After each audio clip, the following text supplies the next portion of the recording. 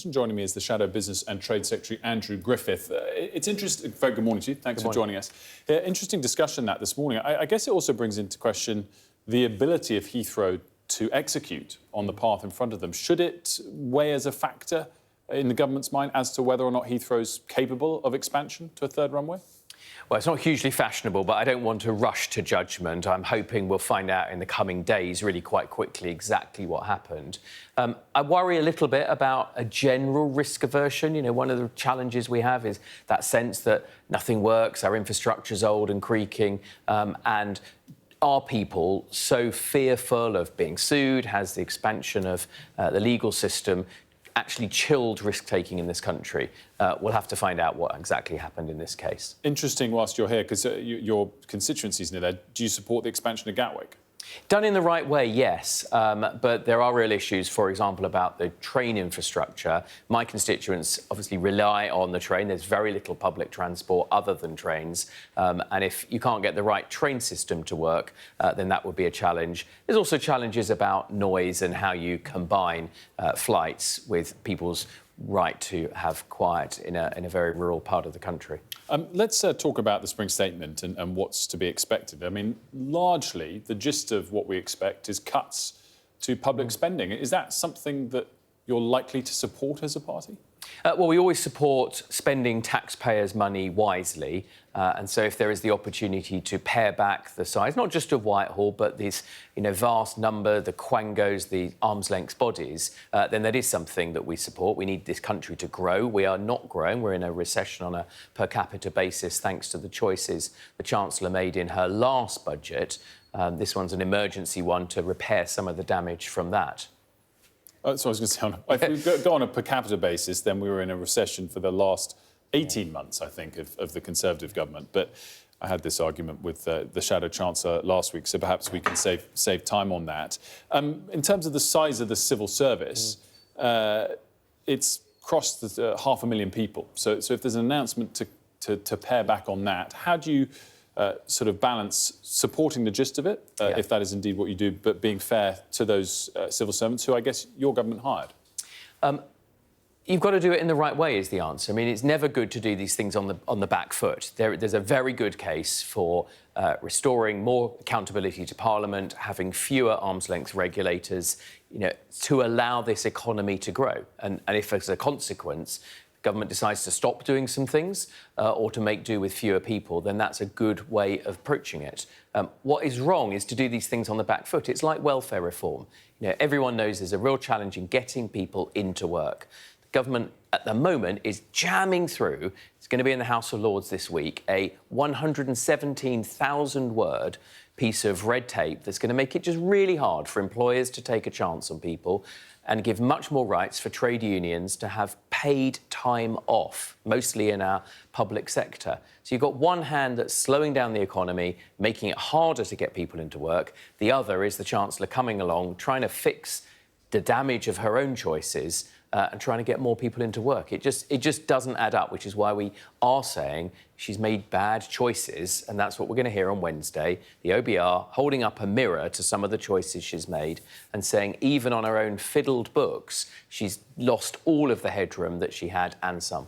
I want to touch on this aspect long-term of getting people into work, because you're a former business executive, former number 2, no less, of Sky. You employed tens of thousands of people.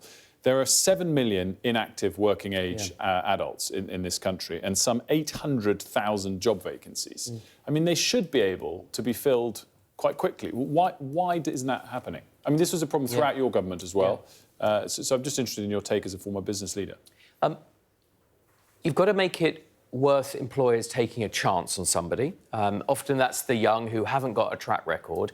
If you tie employers' hands with endless regulation, the risk of employment tribunals, which is a real risk. You talk to bosses, they're really worried about, particularly in small businesses, if I take a chance on somebody, who may not have a track record, maybe they've even had some mental health issues, but they would be much better off in the workplace, benefiting from interacting with other people. But it goes wrong, I'm going to end up in court or even just waiting years for a court date. So that's a real-world issue that employers tell me.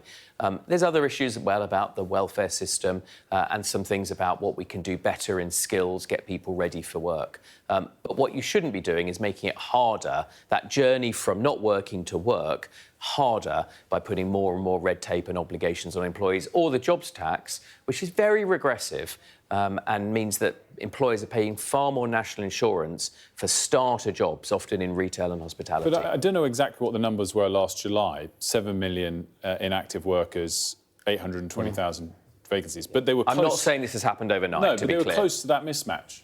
So this is a problem that has evolved over the last decade.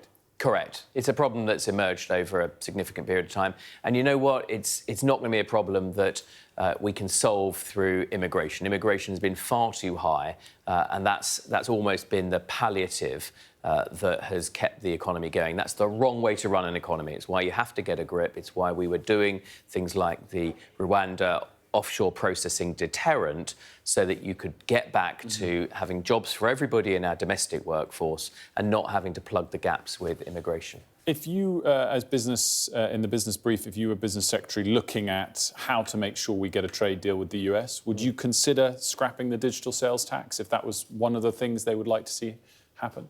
Well, a trade deal with the US or some sort of economic agreement that's a bit wider than that is one of the levers that the government can pull if it wants more growth. They're our biggest single trading partner, and so the opportunity to do more trade with the US at a time their economy is growing, unlike ours, is a really good opportunity. The truth is, I don't know what's on the table. I think that Parliament has not had the chance. I don't think this government, when we looked at a trade deal with the US, we published in government a 184-page document in Parliament, command paper, that set out all of the different red lines and trade-offs. We haven't had any of that from this government. So I read in the weekend papers that, yes, a digital sales tax might be on the table. Some people say that's a tax break for big tech at a time that you're attacking the disabled elsewhere. The truth is, we need to understand what the government's strategy is, what the opportunities are, and what actually their plan is. I don't know any of those things, and I think that's a big deficit. Just finally, Steve Witkoff over the weekend saying that Keir Starmer's plans to forge a coalition of the willing. He said,